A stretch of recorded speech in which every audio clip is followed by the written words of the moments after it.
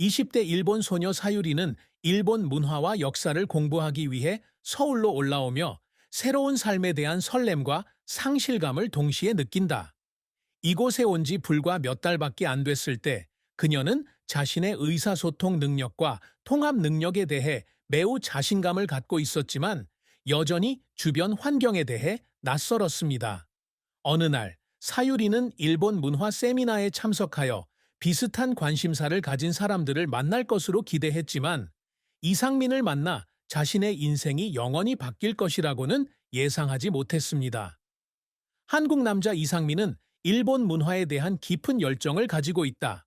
그는 다양한 문화를 탐구하는 것을 좋아하고 더 많은 것을 배우기 위해 이 워크숍에 참여하기로 결정한 사람입니다.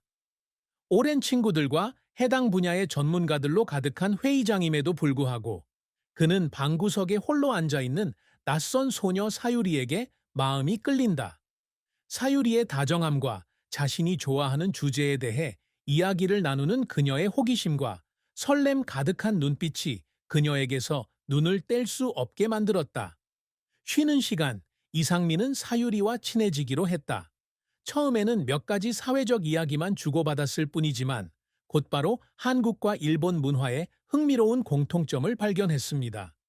사유리는 가족의 전통에 대해 이야기했고 상민은 자신이 좋아하는 책에 대해 이야기했다. 두 사람은 차이점보다 공통점이 더 많다는 것을 금방 깨달았습니다. 짧을 것 같은 대화가 오후 내내 이어졌고 회의가 끝나자 두 사람 모두 아쉬움을 느꼈다. 이상민은 웃으며 사유리의 전화번호를 물으며 계속해서 서로에 대해 이야기하고 알아가자고 제안했다. 그 우연한 만남은 특별한 관계의 시작을 의미했습니다. 사유리는 이 관계가 어디까지 갈지 확신하지 못하지만 상민이 주는 느낌은 그녀를 안정감 있고 편안하게 만든다. 그는 흥미로운 남자일 뿐만 아니라 그녀가 쉽게 이야기하고 모든 것을 공유할 수 있는 이상적인 친구이기도 합니다. 첫 만남 이후 그들은 서로 만나고 함께 카페에 가고 미술 전시회에 참여하고 주변 삶의 아름다움을 발견하는데 더 많은 시간을 보내기 시작했습니다. 만날 때마다 사유리와 상민은 그들 사이에 일어나는 부드러우면서도 깊은 감정을 느낀다. 사유리와 이상민이 연애를 시작하며 두 사람의 관계는 점점 가까워졌다. 그러나 사랑은 항상 쉬운 것은 아닙니다. 달콤한 첫 주와 몇 달이 지나고 그들은 관계의 어려움에 직면하기 시작합니다.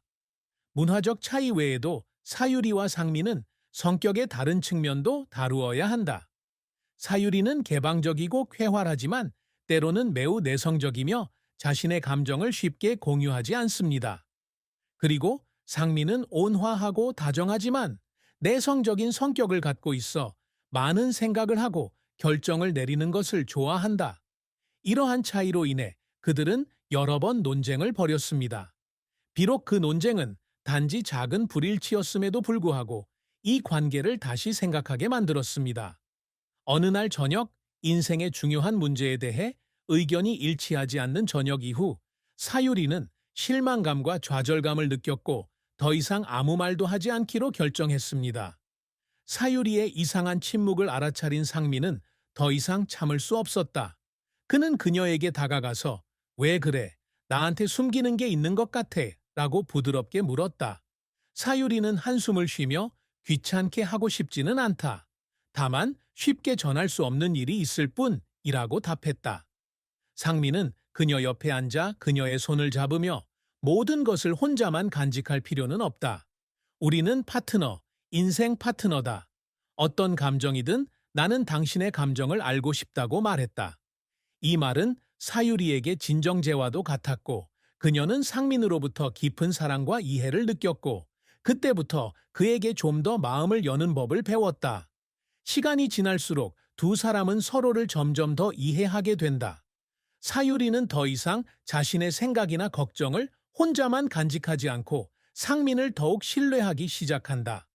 그녀는 관계에서 완벽함이 항상 가장 중요한 요소는 아니지만 인내와 수용이 가장 중요하다는 것을 깨달았습니다.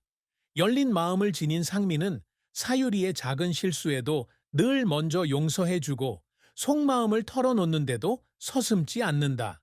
그들의 관계가 더욱 강해지는 데 도움이 되는 것은 이러한 공유입니다. 그들은 이전에 자신을 부끄럽게 만들었던 감정이나 것들을 표현하는데 더 이상 주저하지 않습니다. 비록 그것이 항상 쉬운 것은 아니지만 매일 함께 그들은 용서하고 이해하고 사랑하는 법을 배웁니다. 그러나 이러한 도전은 사랑이 모든 사람이 가질 수 있는 단순한 감정이 아니라는 것을 깨닫는 데 도움이 됩니다. 진정한 사랑에는 노력, 인내, 상호 존중이 필요합니다. 사유리와 이상민이 2년간의 열애 끝에 결혼을 결심했다. 사유리를 깊이 사랑하는 이상민은 지금이 사유리와 함께 가족을 꾸릴 적기라는 것을 알고 있었다. 어느 가을 오후 두 사람이 살던 곳 근처 공원을 산책하고 있던 중 상민은 사유리를 깜짝 놀라게 하기로 결심했다. 그는 그녀를 공원의 조용한 구석으로 데려갔고 그곳에서 그들은 처음 만났을 때 처음으로 산책을 했습니다. 황금빛 노을빛 아래 갑자기 무릎을 꿇고 결혼 반지를 꺼낸 그는 사유리에게 이 삶을 함께하고 싶은 유일한 사람은 너야. 내 아내 사유리가 되어줘 라고 말했다. 사유리는 감동과 놀라움에 잠시 멍하니 서 있었다. 그녀는 상민이 자신에게 이런 프러포즈를 하리라고는 생각하지 않았지만 지금이야말로 그와 결혼 생활을 시작할 준비가 된 순간이라는 것을 마음속으로 느꼈다. 사유리는 눈물을 글썽이며 상민아 사랑해, 내가 네 아내가 될게 라고 답했다. 두 사람은 서로를 껴안고 웃는 것을 멈추지 못했다. 그 순간은 잊지 못할 아름다운 꿈 같았습니다. 그들의 결혼식은 소박하면서도 아늑한 공간에서 거행됐다.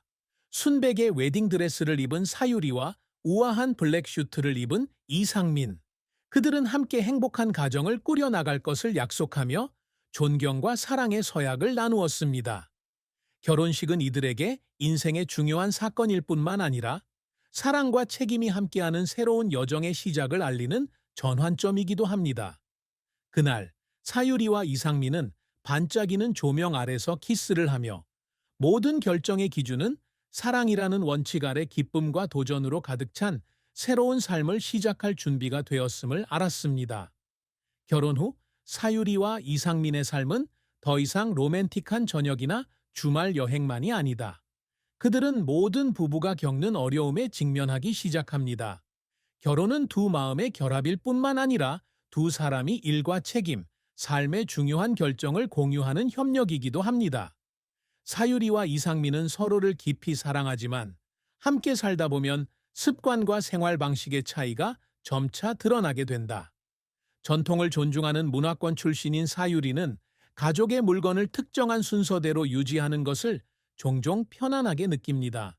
그녀는 깔끔하고 정돈된 생활 공간을 좋아하며 불필요한 논쟁을 피하고 항상 평화로운 환경을 유지하려고 노력합니다. 한편 상민은 열심히 일하고 책임감 있는 사람임에도 불구하고 항상 완벽함을 유지하는 데 관심이 있는 것은 아니다. 어떤 때는 정해진 순서대로 물건을 두지 않고 저녁에는 예고 없이 나가서 친구들을 만나고 싶을 때도 있습니다. 사유리는 항상 가족의 모든 것이 완벽하고 질서정연하기를 원하기 때문에 이로 인해 때때로 스트레스를 받습니다. 어느 날 출장을 마치고 집에 돌아온 상민은 실수로 신발과 코트를 거실에 지저분하게 놓아두었다. 하루 일과를 마치고 이미 피곤한 사유리는 이를 보고 마음이 불편해졌다. 그녀는 그에게 이렇게 말했습니다. 물건을 제자리에 놓을 수 없나요? 징계를 하지 않으면 집안의 모든 것이 혼란스러워질 것입니다. 그녀의 반응에 놀란 상민은 네가 깔끔한 걸 좋아하는 건 알지만 우리가 좀 더 편히 살면 좋겠다고 생각했을 뿐이야. 차나 코트가 우리를 망칠 것 같지는 않아. 라고 부드럽게 대답했다. 산다. 이 말에 사유리는 잠시 침묵을 지켰지만 이내 자신이 너무 가혹한 것은 아닐까 깨달았다. 그녀는 모든 것을 통제할 필요가 없으며 때로는 편안함과 유연성이 가족 생활을 더 쉽게 만듭니다. 거기에서 그들은 함께 논의하고 이 차이를 해결할 수 있는 방법을 찾았습니다. 상민은 집을 깔끔하게 유지하는데 더 많은 관심을 기울이기 시작하고 사유리는 긴장을 풀고 몇 가지 작은 결점을 그냥 넘어가는 법을 배웁니다. 서로 적응하는 법, 화합하는 법을 배웠고 결혼 생활의 소소한 대화를 통해 유대감을 유지하는 데 더욱 성숙해졌다. 한동안 함께 살게 된 사유리와 이상민은 가족 확장에 대해 고민하기 시작했다. 사유리는 온화한 성품과 다른 사람을 돌보고 싶어 하는 마음을 갖고 있어 이제 그들이 부모가 될 준비를 해야 할 때라고 느꼈습니다. 어느 날 아침 몸이 조금 이상하다는 느낌이 들었을 때 사유리는 임신 테스트를 하기로 결심했다. 결과에 두 줄이 나오자 그녀는 심장이 쿵쾅거렸다. 그녀는 자신의 눈을 믿을 수 없었지만 첫 아이의 존재는 그녀의 모든 것을 바꿔놓았습니다. 그녀는 그 종이를 들고 떨면서 강렬한 감정의 물결을 느꼈습니다. 그녀는 이제부터 그들의 삶이 결코 예전과 같지 않을 것이라는 것을 알고 있었습니다. 이상민이 하루 일과를 마치고 집에 돌아오자 사유리는 밝은 미소를 지으며 앉아 있으면서도 조금은 긴장한 모습으로 그를 기다리고 있었다. 그녀는 마음속에 기쁨과 불안을 숨길 수 없었습니다. 여보, 좋은 소식이 있어요. 사유리는 부드럽지만 희망적인 목소리로 말했다. 상민은 호기심 가득한 눈으로 그녀를 바라보았다. 무슨 소식이요? 라고 묻자 사유리는 임신 결과지를 집어들자 얼어붙었다. 그 순간 공기는 잠잠해지는 듯했고 오직 그들의 심장이 꾸준히 뛰는 소리만 들렸다. 사유리는 임신했구나, 상민아. 라고 말하자 그의 눈은 행복함으로 빛났다. 상민은 자신의 감정을 숨길 수 없었다. 그는 사유리를 껴안고 마음속에 행복이 솟아오르는 것을 느꼈다. 저희는 아이를 낳을 거예요, 사유리. 이런 멋진 선물을 주셔서 감사해요. 그들은 함께 앉아 기쁨을 나누며 앞으로 다가올 삶의 변화에 대해 걱정했습니다. 걱정했습니다.